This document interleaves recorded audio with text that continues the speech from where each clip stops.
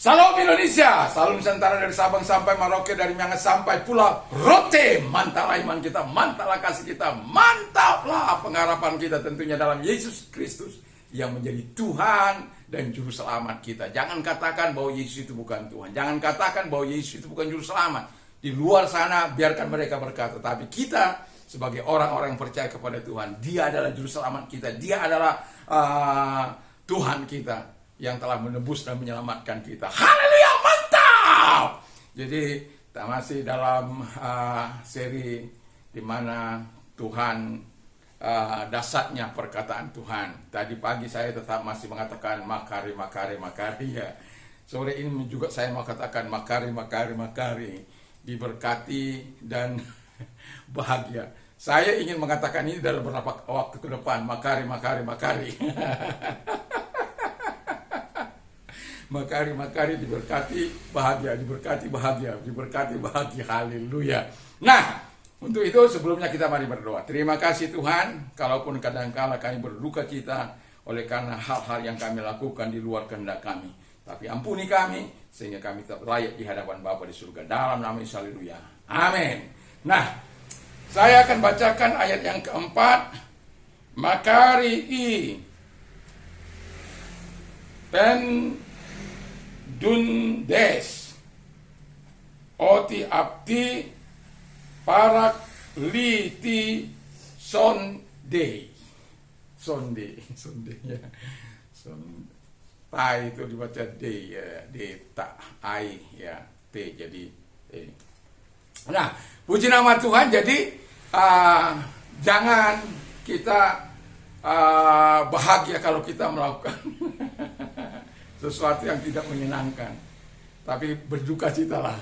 Jadi kalau kita tahu berduka cita, dikatakan firman Allah, karena pelanggaran yang kita buat, nanti contoh jelas kita bisa baca dalam Mazmur 51. Dan Alkitab katakan disebut mereka berbahagia, kalaupun mereka berduka cita.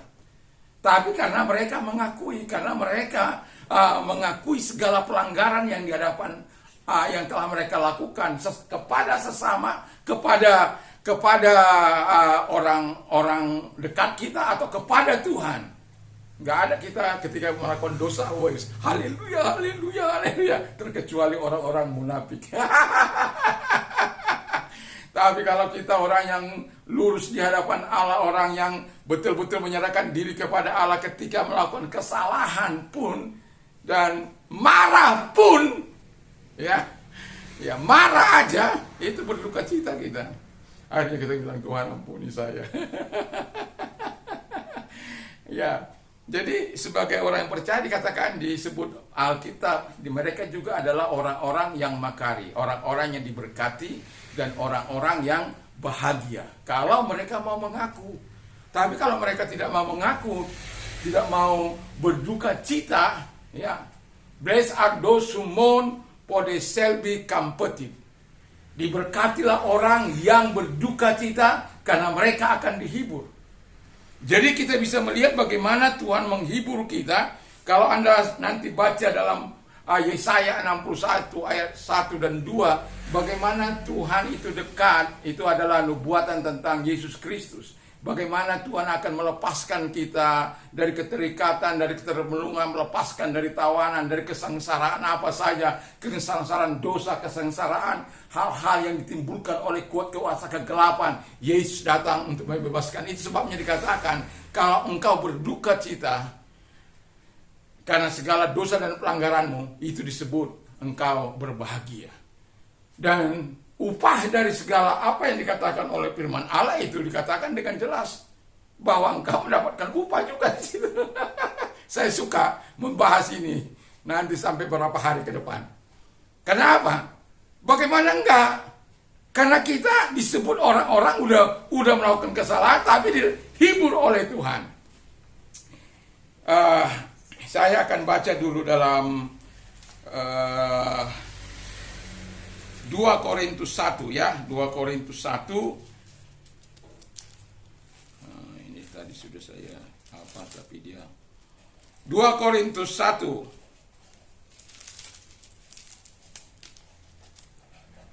2 ayat yang keempat. Demikian bunyi firman Allah. Saya baca ayat 3 dan 4. Terpujilah Allah Bapa Tuhan kita Yesus Kristus, Bapa yang penuh belas kasih dan Allah sumber segala penghiburan, yang menghibur kami dalam segala penderitaan kami, sehingga kami sanggup menghibur mereka yang berada dalam bermacam-macam penderitaan dengan penghiburan yang kami terima sendiri daripada Allah. Jadi ini sesuatu yang luar biasa. Jadi jangan pikir kalau seseorang itu bahwa mereka tidak pernah mengalami duka cita, mengalami penderitaan, mengalami hal-hal yang tidak menyenangkan. Pasti pernah. Dan Daud ketika dia melakukan dosa, pelanggaran yang sangat dibenci oleh Allah, dia melakukan apa yang jahat di mata Tuhan dengan menghampiri istrinya Uria lalu membunuh Uria. Itu sesuatu yang sangat jahat di hadapan Tuhan. Tapi dia berkata, yang mau saya katakan adalah Daud itu menjadi penghibur. Tapi ketika dia melakukan kesalahan itu, dia datang kepada Tuhan. Tuhan, janganlah ingat pelanggaranku. Hebat sekali dia. Udah lakukan dosa, jangan ingat. Memang Tuhan itu tidak akan pernah mengingat apa yang kita telah lakukan, dosa-dosa yang kita lakukan. Dia lupa. Allah itu lupa untuk hal ini kalau orang-orang mengakui dosanya di hadapannya. Ya, makanya dia kalau orang mengaku dosa, ia setia mengampuni dosa dan kejahatannya. Itulah Tuhan itu. Itulah kehebatan Tuhan itu. Dia lupa segala kejahatan yang pernah kita lakukan. Ketika kita mengaku dengan kesungguhan hati seperti Daud. Bahkan Daud berkata, jangan mengambil rohmu daripadaku. Karena apa? Begitu tersiksanya dia, begitu luar biasanya dia. Dia tidak ada sukacita, tidak ada semangat. Sementara firman Allah katakan bahwa Tuhan itu dekat kepada orang-orang untuk menghibur supaya nantinya mereka bisa dihibur. Nah, mereka harus punya pengalaman dengan Tuhan.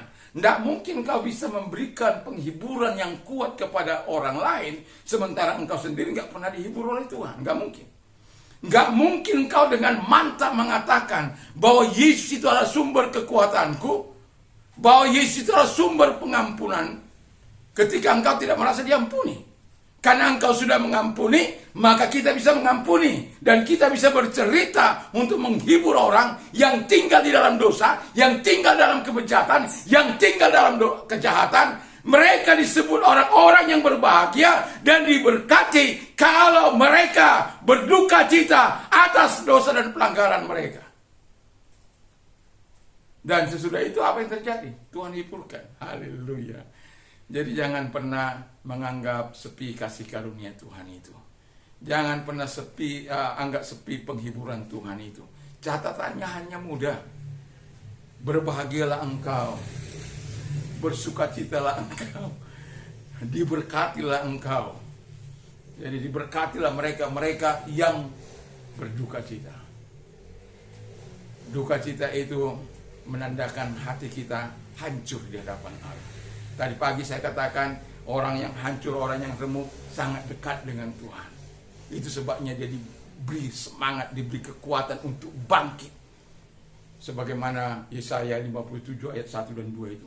Orang-orang yang rendah hati, orang-orang yang remuk hati itu dihibur Tuhan senantiasa, diberikan semangat, diberikan motivasi untuk terus melakukan apa yang dikehendaki oleh Tuhan. Dan demikian juga orang-orang yang berduka cita ini. Mereka akan mendapatkan bahagia dan mereka akan mendapatkan mereka menjadi orang yang diberkati.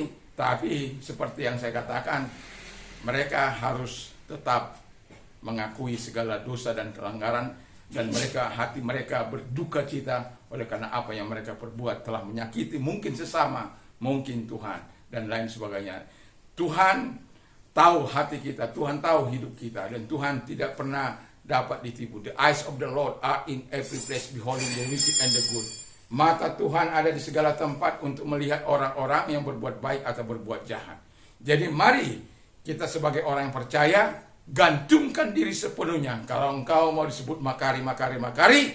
Yang kedua, ini dalam hal yang kedua, makari yang kedua, yaitu kalau engkau mau disebut diberkati dan bahagia, selalulah memiliki hati yang selalu uh, apabila kita berduka dalam hati ini ketika kita melakukan hal-hal yang tidak menyenangkan Tuhan. Dan tapi tidak berhenti hanya berduka, tetapi mengakuinya di hadapan Allah, sehingga kita kelak bisa menjadi penghibur bagi orang lain, sehingga orang lain yang mungkin, wah dosaku sudah terlalu banyak, mana mungkin mereka kehilangan kebahagiaan itu kalau mereka tidak sampai dalam pengakuan itu.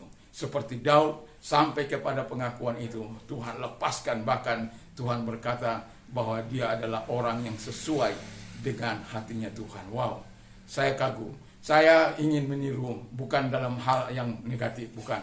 Tapi saya mau katakan bahwa Daud itu adalah orang yang hidup sejamannya, adalah orang yang hidup sesuai dengan kehendak Allah. Apakah dia tidak pernah berdosa? Apakah dia tidak melakukan kejahatan? Dia lakukan. Banyak kali dia melakukan pelanggaran, tetapi yang dia punya adalah setiap kali dia melakukan hal-hal yang salah di hadapan Allah, hatinya akan hancur. Dan dia berduka, dan dia mengakuinya di hadapan Allah.